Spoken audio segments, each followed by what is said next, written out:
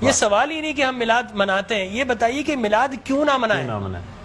آپ کوئی ایویڈنس ہے ان قرآن کے اندر منع ہے؟ جواب آتا نہیں۔ احادیث مبارکہ میں منع ہے؟ جواب آتا نہیں۔ کیا صحابہ کرام رضوان اللہ تعالی علیہم اجمعین نے منع کیا؟ جواب آتا نہیں۔ بڑی عجیب غریب بات ہے کہ آپ منع کرتے ہیں۔ اچھا جناب یہ دیکھیے کہ میں بڑے سادہ الفاظ میں بتانا چاہوں گا کہ اسلام کیا ہے۔ اسلام 4 چیزوں پہ مشتمل ہے۔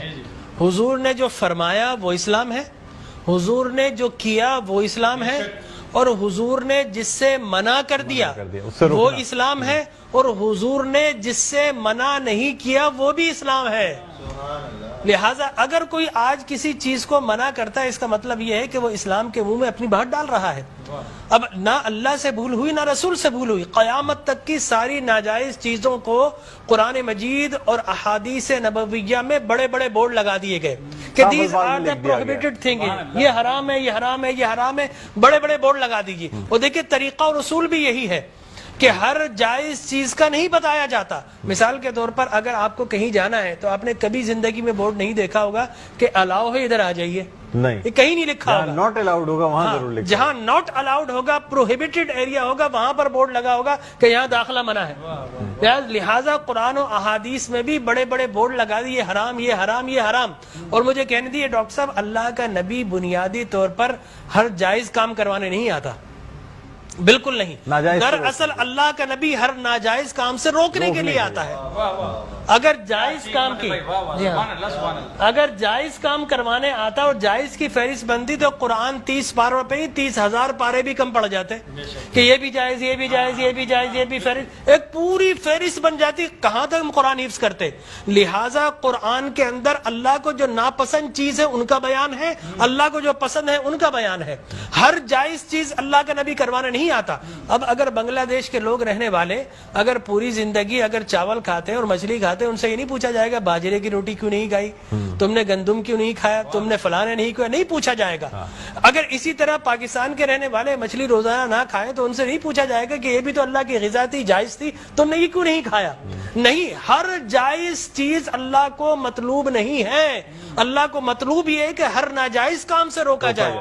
لہٰذا اللہ کے پیارے حبیب نے قیامت تک کی ساری ناجائز چیزوں سے منع کر دیا، نہ اللہ سے بھول ہوئی معاذ اللہ، نہ رسول سے بھول ہوئی، دین مکمل ہو گیا۔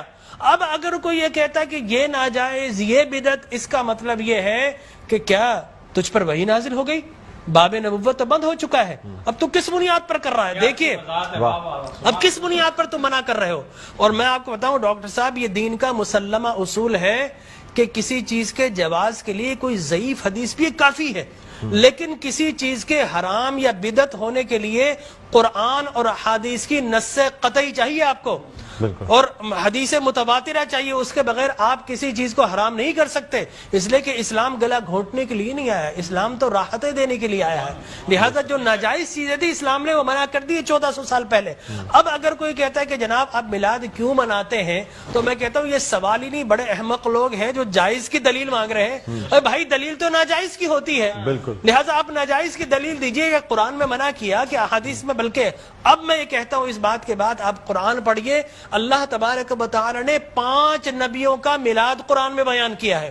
حضرت آدم علیہ الصلوۃ والتسلیم کے میلاد نامے قرآن کے 5 رکوع پر متفرق، پہلا واقعہ ہی میلاد نامہ آدم ہے، فرشتوں کو جمع کیا، میں آدم کو پیدا کرنے والا ہوں، کیا کریں؟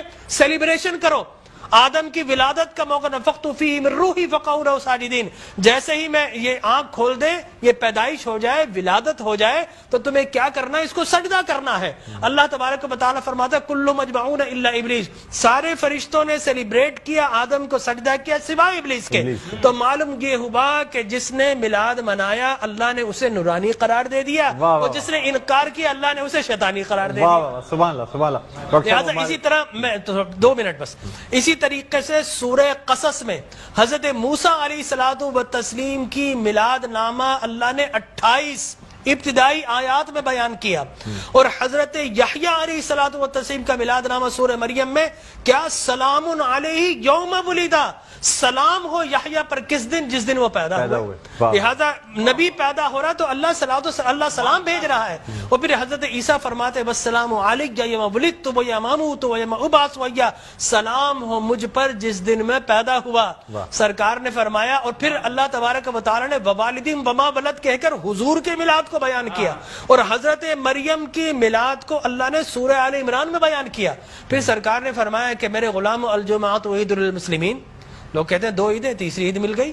حضرت عمر بن خطاب سے پوچھا کہ یہ الیوم اکملت لکم دینکم، یہ آیت ہمارے نبی پر نازل ہوتی تو ہم 2 عیدیں مناتے، ہم تو بطور عید مناتے. حضرت عمر نے حضرت ابن عباس دونوں سے احادیث فرمایا میاں تم ایک عید کی بات کر تو ہماری تو 2 3 عیدیں تھی اس دن. وہ یوم عرفہ تھا مسلمانوں کی عید کے دن، وہ جمعۃ المبارک تھا مسلمانوں کی عید کے دن، وہ تکمیل دین کا دن تھا، وہ مسلمانوں کی عید کا دن ہے. لہٰذا یہاں پر تو پہلی، دوسری، تیسری، چوتھی، 5ویں نہ جانے کتنی عیدیں. اور صحیح مسلم کی حدیث مبارک رسول اللہ نے 5 عیدیں بیان فرما دی. ایام تشریق، یوم نحر، اس کو سرکار نے عید قرار دیا. لہٰذا معلوم یہ ہوا کہ سرکار دو عالم. اور پھر میں عرض کر رہا تھا کہ آدم پیدا ہوئے، فرمایا الجمعۃ عید للمسلمین، جمعہ مسلمانوں کی عید کا دن. فرمایا رسول اللہ کیوں؟ فرمایا فیہ خلق آدم، اس لیے کہ اس دن تمہارے باپ آدم پیدا ہوئے. معلوم ہو آدم پیدا ہو تو عید کا دن، اور جس دن فخر بنی آدم پیدا ہو ہزاروں عیدوں کا عید. یہ عید بھی ہے اور یقینی طور پر جشن بھی ہے. دیکھیے حضرت عیسیٰ ابن مریم علیہ الصلوۃ والتسلیم پیدا ہوتے نا، اللہ تبارک و تعالی حضرت مریم کے پاس پینے کے لیے کچھ نہیں تھا.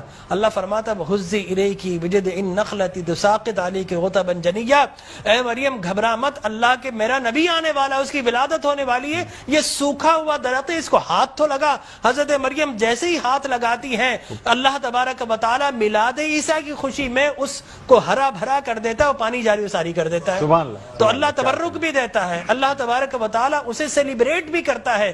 تو یقینی طور پر میلاد النبی صلی اللہ علیہ وسلم کے اگر جواز کی آپ بات کریں گے صبح ہو جائے گی.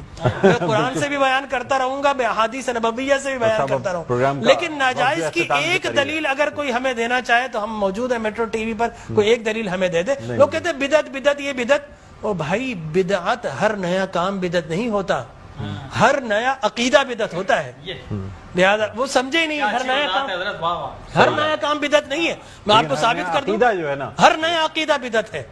لیکن آپ شیطان نے جب بلیف جس چیز پہ انسان کا ہے وہ قائم ہے، وہ قائم ہے. ہر نیا کام، اگر ہر نیا کام بدعت ہوتا، خوشی منانا، عید منانا، اس میں تو کوئی ایسی بات انوویشن ہے اسلام کے اندر. آپ یہ دیکھیں نا حضور اکرم صلی اللہ علیہ وسلم کی وفات شریف کے بعد قرآن مجید جمع کیا بدعت، پھر اس کے بعد تراویح بدعت. وہ بخاری کے ہذہ نعمت البدع، حضرت عمر بن خطاب کے الفاظ ہے کتنی پیاری بدعت ہے کہ میں نے تراویح شروع فرما دی. تو مقصد وہ کہ بدعت اچھی بھی ہوتی ہے.